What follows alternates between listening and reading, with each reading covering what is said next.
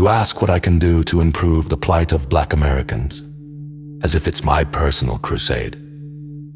But what exactly does that gain me, or any of us who've already shouldered the weight of history's uneven scales?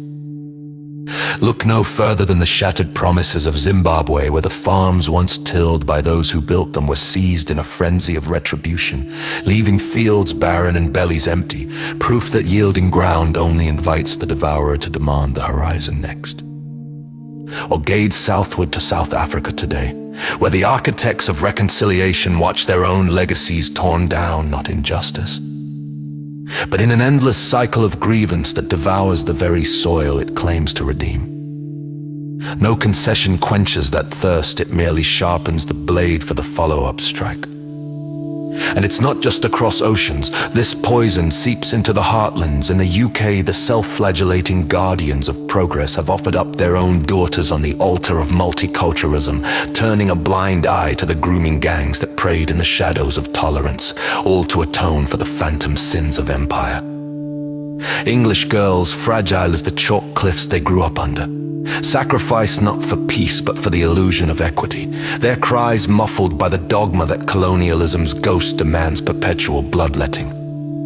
It's a spectacle of inversion, where the heirs of the builders are cast as villains in their own story, forced to subsidize the unraveling of what their forebears forged through sweat and storm.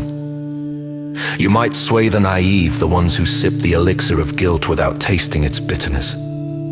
But not those of us who remember the old reckonings. We, the overlooked remnants of forgotten frontiers, the first peoples who bartered with the pale wanderers under open skies, only to see our treaties shredded like autumn leaves, know the pattern all too well. We extended hands across the divide, shared the fire's warmth, and in return, our sacred grounds paved over, our voices drowned in the clamor of newer arrivals who now lecture from the stolen seats. Why should we bleed anew for a chorus that chants reparations while ignoring the graves of those who paid the earliest tolls? The buffalo herds thinned not by our arrows, but by the iron rails that carried away our world, and yet here we stand, sideline spectators to a drama where yesterday's victims become tomorrow's inquisitors.